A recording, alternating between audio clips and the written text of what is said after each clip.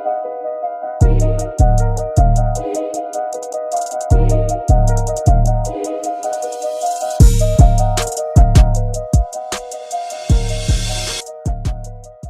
दर्शकों नमस्कार। एक बार फिर से उपस्थित हूँ आप सबके सामने विश्लेषण जन्म कुंडली का इस कार्यक्रम के अंतर्गत। आज जो आपके सामने कुंडली लेकर के आया हूँ, ये कुंडली आई है छत्तीसगढ़ से कुंडली आई है और कोरिया कोई जगह है, वहाँ से। शुरू करते हैं आज का कार्यक्रम। कहीं नहीं जाना है, बिल्कुल बन के रहिएगा। जन्म होता है जातक का भाद्रपद माह में। ऐसे लोग देखने में बड़े सुंदर होते हैं और इनके ऊपर कई लोगों का प्रभाव भी होता है और ये सभी लोगों को एक साथ लेकर चलने वाले भी होते हैं। दक्षिणायन में जन्मे होने से जीवन का संघर्ष थोड़ा बढ़ता है और इसमें कई बार कई लोगों के हस्तक्षेप के कारण चीज़ें बिगड़ती भी हैं। शनिवार को जन्मे हैं और वार के अधिपति ही लग्नेश भी बनते हैं, मतलब वारेस ही लग्नेश हैं और लग्नेश स्वग्रही राहु से दृष्ट, लेकिन राहु के मित्र होते हैं। इस वजह से यहाँ पे शनि और राहु का प्रभाव द्वितीय भाव पे, तो व्यक्ति भले धन कमाने में थोड़ी मशक्कत करेगा पर निश्चित रूप से धनवान भी होगा। शुक्ल पक्ष के अष्टमी तिथि के चंद्रमा पापक नहीं होते हैं, यहाँ से वो पापक होने शुरू होते हैं। इस वजह से हमें अपने नियमित दिनचर्या का पालन निश्चित रूप से करना ही होगा, क्योंकि यहाँ पे चंद्रमा नीच राशि के बैठे हैं, जिनका नीच भंग मंगल के केंद्र में होने के कारण हो रहा है। मतलब व्यक्ति में जो शुद्धता है वो प्योरिटी उसकी उतनी नहीं है, उसमें हम और कभी कभी अशुद्धि मिला देते हैं।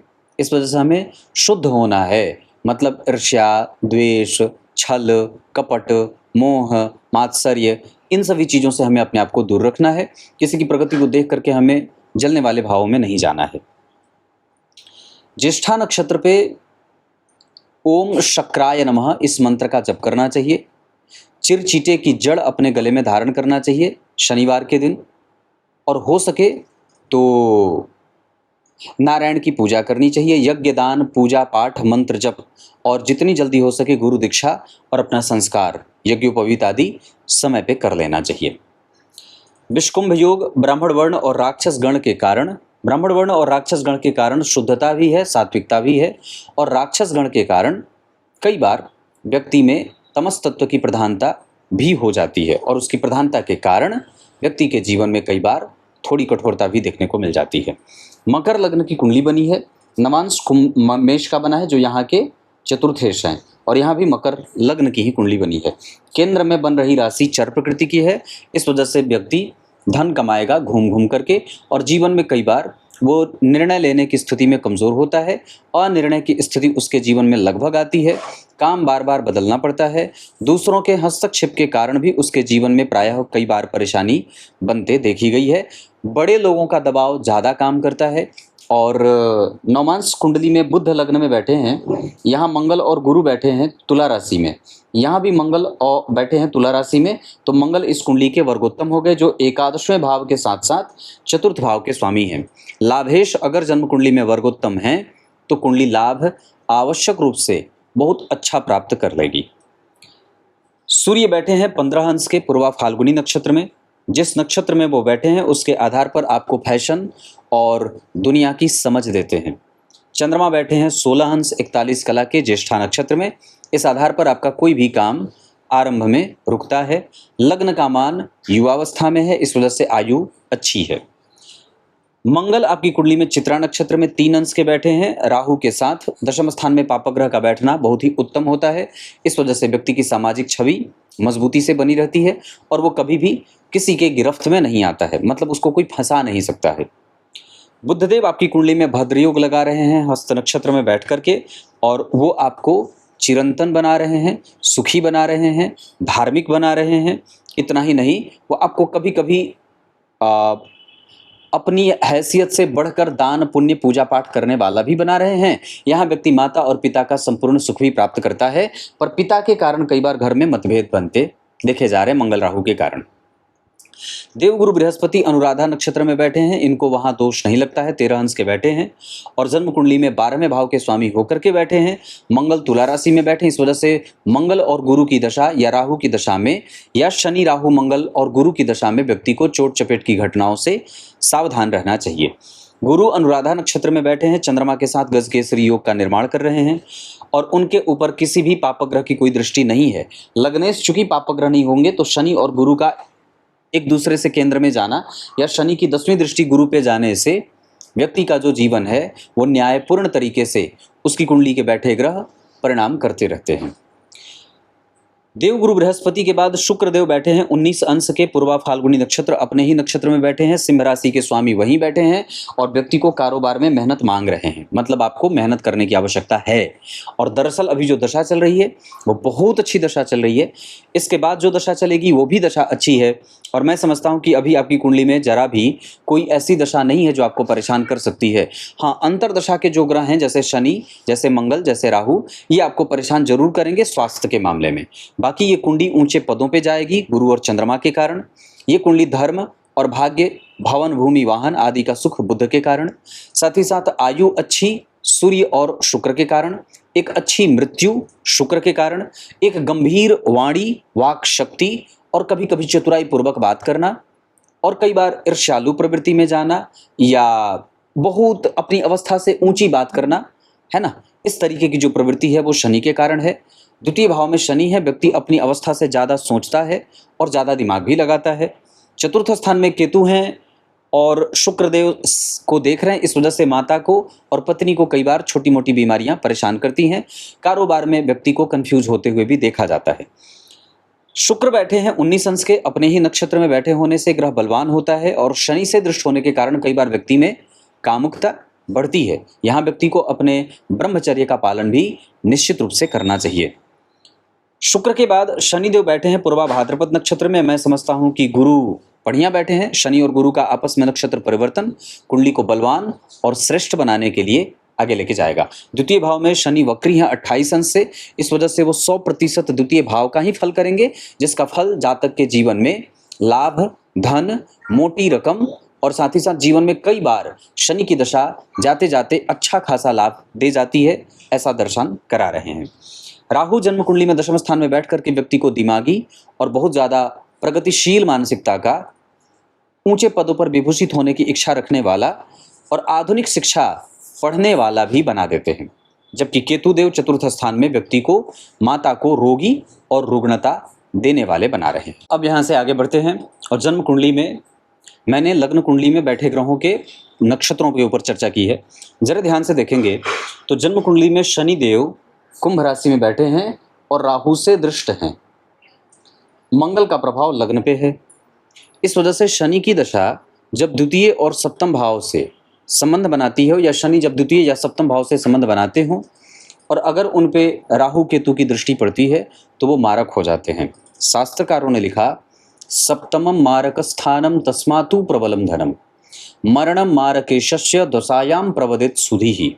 सप्तम भाव से ज़्यादा द्वितीय भाव मारक होता है और अगर द्वितीय भाव में स्वग्रही शनि बैठे हैं, उन पे राहु की दृष्टि है तो शनि मारने का भी काम करेंगे और बचाने का भी काम करेंगे। इसमें वो मारने वाले तब हो जाएंगे जब शनि में राहु का अंतर आ जाएगा। मंगल वर्गोत्तम होने के कारण कुंडली में अच्छे ग्रह बनेंगे, लेकिन मकर लग्न की कुंडली के लिए वो कई बार व्यक्ति में एनर्जी ज़्यादा डालेंगे, गलत निर्णय देंगे, जल्दबाजीपन की प्रवृत्ति देंगे, अधैर्यवान या अधैर्यशाली या धैर्यहीन ऐसा पुरुष बना सकते हैं। दशमांशा कुंडली में लग्न में सूर्य का बैठना जो अष्टमें होकर के बैठे हैं कई बार व्यक्ति के चिंता का कारण बनाते हैं।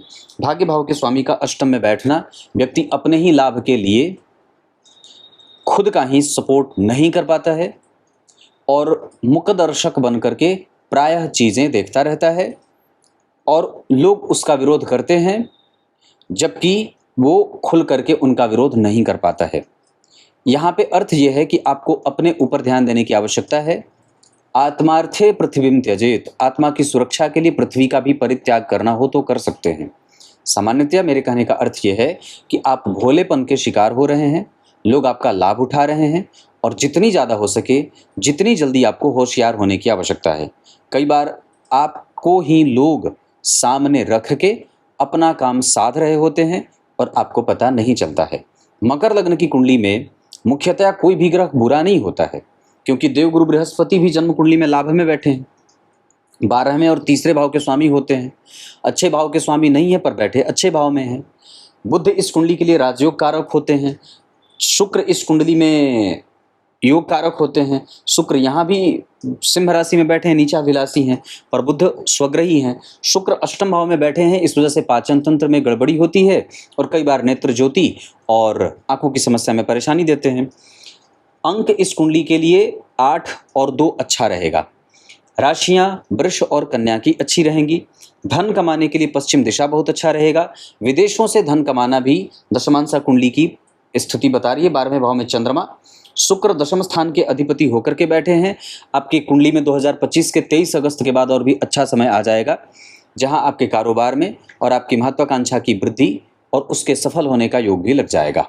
ये कुंडली विदेश जाना, बाहर से धन कमाना और इतना ही नहीं, अपने जीवन के सर्वस्व सुखों को प्राप्त करने के लिए प्रतिबद्ध है और उसको वो प्राप्त भी करेगी।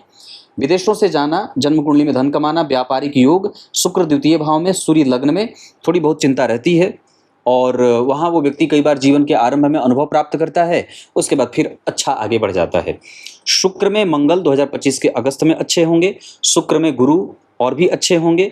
उसके बाद इस कुंडली में सूर्य की दशा, शुक्र में शनि भी लगभग अच्छे परिणाम देंगे, जबकि सूर्य की दशा इस कुंडली की अच्छी रहेगी।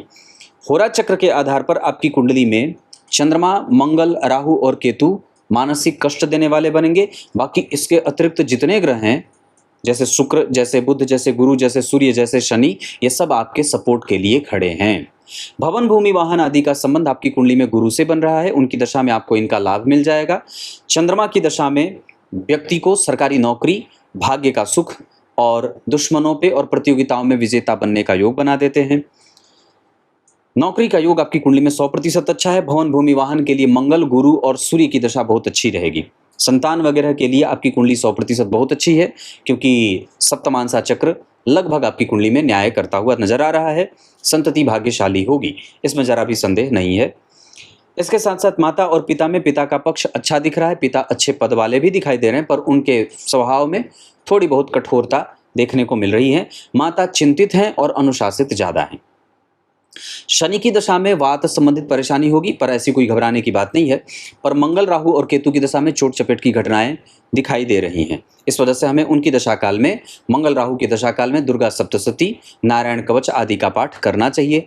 बुध की दशा में ऐसी कोई बीमारी दिखाई नहीं दे रही है, जबकि गुरु और चंद्रमा के साथ शुक्र की दशा आपको स्वास्थ्य से लाभ देती रहेगी, जिनकी दशा अभी चल रही है। विद्या अध्ययन में मन अशांत है, पारिवारिक दबाव भी है और कई बार आपको अपने मन के हिसाब से काम नहीं करने दिया जाता है, इसका भी दबाव है। पूजा पाठ वगैरह के मामले में ये कुंडली 100% बहुत अच्छी है, इसमें जरा भी संदेह मत करिएगा। ग्रहों के अंश बल के आधार पर सूर्य और चंद्रमा अगर ठीक हैं तो कुंडली के बाकी ग्रह भी 100% परिणाम करते देखे जाते हैं। आपकी कुंडली में सूर्य और चंद्रमा के जो अंश की स्थिति है वो काफ़ी अच्छी बनी है, जिसके कारण कुंडली के बाकी ग्रहों के पास भी बल अच्छा मिल रहा है। अंश बल में अगर बात करते हैं तो आपकी कुंडली के लग्नेश शनि ही आत्मकारक ग्रह बनते हैं और वो यश, मान, पद, प्रतिष्ठा, संतान, दाम्पत्य, विवाह और प्रेम के मामले में अच्छा परिणाम करेंगे। दूसरे नंबर पे शुक्रदेव बन रहे हैं, जो 19 अंश के बैठे हैं, वो आपकी कुंडली के अमात्य कारक बन रहे हैं। इसका अर्थ होगा कि शुक्र जो इस कुंडली के राजयोग कारक ग्रह होते हैं, केंद्र और त्रिकोण के स्वामी होकर के आपकी कुंडली में शुक्र और शनि, और उसके बाद आपकी कुंडली में तीसरे चौथे नंबर पे बुधदेव भी बन रहे हैं, तो कुंडली कुल मिलाकर के बलवान हो जाती है। कम्युनिकेशन, दाम्पत्य और पति और पत्नी के बीच का संबंध, ये सब इस कुंडली के बहुत अच्छे हैं। भाग्य का लाभ, चरित्र चिंतन, व्यवहार, वाणी पे थोड़ा काम करने की आवश्यकता, स्वार्थी न बने, मेहनत और बढ़ाने की आवश्यकता है। नींद अच्छी लें, अपने कुल देवता की पूजा स्वयं से करें, वास्तु देवता की पूजा स्वयं से करें, जिस कमरे में सोते हैं उस कमरे की सफाई खुद से करें। इसके अतिरिक्त आपको यश, मान, पद, प्रतिष्ठा थोड़ा देर से मिलेगा और थोड़ा चला करके तब इस कुंडली में नौकरी का योग बनेगा।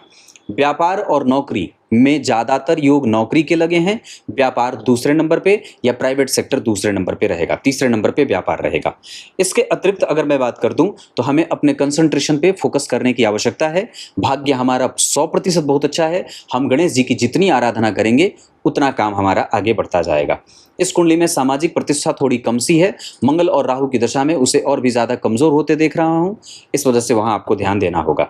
बाकी ये कुंडली 100% अपने लक्ष्यों को प्राप्त करने में सफल होगी और ये पक्का सत्य है, क्योंकि लाभ भाव बहुत ही अच्छा बना हुआ है। आप कई बार दूसरों के कारण अपना काम नुकसान कर रहे हैं और ये बात मैं डंके की चोट से कह रहा हूं, इसको बदलना होगा। बहुत ज़्यादा इमोशनल होकर के आप अपना नुकसान कर रहे हैं, इसको शांत करिए। आपके ऊपर किसी दूसरे का प्रभाव ज़्यादातर है, आपके निर्णय पे किसी दूसरे का असर है, इसको बदलने की कोशिश करिए और स्वच्छंद होने की आवश्यकता है इस कुंडली का मूल मंत्र। दिन आपकी कुंडली के लिए शनिवार और शुक्रवार का बहुत अच्छा रहेगा। विवाह अगर आपको करना होगा तो सिंह राशि सिंह लग्न। दाम्पत्य वैसे इस कुंडली का ठीक है। शिक्षकीय योगों से युक्त पत्नी मिल रही है या बैंकिंग क्षेत्र से काम करने वाली पत्नी या आईटी सेक्टर से काम करने वाली पत्नी का योग इस कुंडली में बना हुआ है। विवाह करना होगा सिंह राशि सिंह लग्न, वृश्चिक राशि वृश्चिक लग्न, तुला राशि तुला लग्न की जातिकाओं से विवाह हो। विवाह की दिशा पश्चिम ज़्यादा बढ़िया रहेगा। नक्षत्र दान करना हो तो ज्येष्ठा में दान करिए। अनुराधा, उत्तरा भाद्रपद, हस्त, श्रवण और भरणी ये नक्षत्र किसी भी काम को करने के लिए उत्तम रहेंगे। शनि की दशा में सावधान होना है। सूर्य की दशा ठीक है, शुक्र की दशा में कभी कभी पेट से संबंधित परेशानी हो सकती है। क्लियर है? दशाओं के क्रम में मैंने जो बात बताई है उसका ध्यान रखिएगा। गुरु में थोड़ा बहुत व्यय हो सकता है, चंद्रमा में धन लाभ होगा, मंगल में सर्वोत्तम सुखों की प्राप्ति होगी, सूर्य वर्गोत्तम होने से बलवान है और यश मान पद प्रतिष्ठा नौकरी सरकार दाम्पत्य में लाभ देंगे, हड्डियों का रोग नहीं होगा। शनि यश मान पद प्रतिष्ठा देंगे, शुक्रदेव थोड़ी बहुत कमजोरी देंगे और दाम्पत्य में कभी कभी मतभेद भी दिखाई दे रहा है। क्लियर है? बुध की दशा में स्वास्थ्य का थोड़ा बहुत ध्यान रखिएगा, वात पित्त कफ अनियंत्रित ना हो, इसका ध्यान रखना होगा। बाकी ये कुंडली बहुत बलवान है, अच्छी है, क्योंकि 2 से 3 ग्रह मुझे अच्छे दिख रहे हैं, शनि, सूर्य और साथ ही साथ आपकी कुंडली के चंद्रमा और गुरु, ये 3-4 ग्रह अच्छे बने हैं तो कुंडली आगे बढ़ जाएगी। लाभ जन्म कुंडली में बैठा है लग्नेश लाभ में, इस वजह से कुंडली कमजोर नहीं है, यश की प्राप्ति हो जाएगी। तब तक के लिए बहुत बहुत नमस्कार।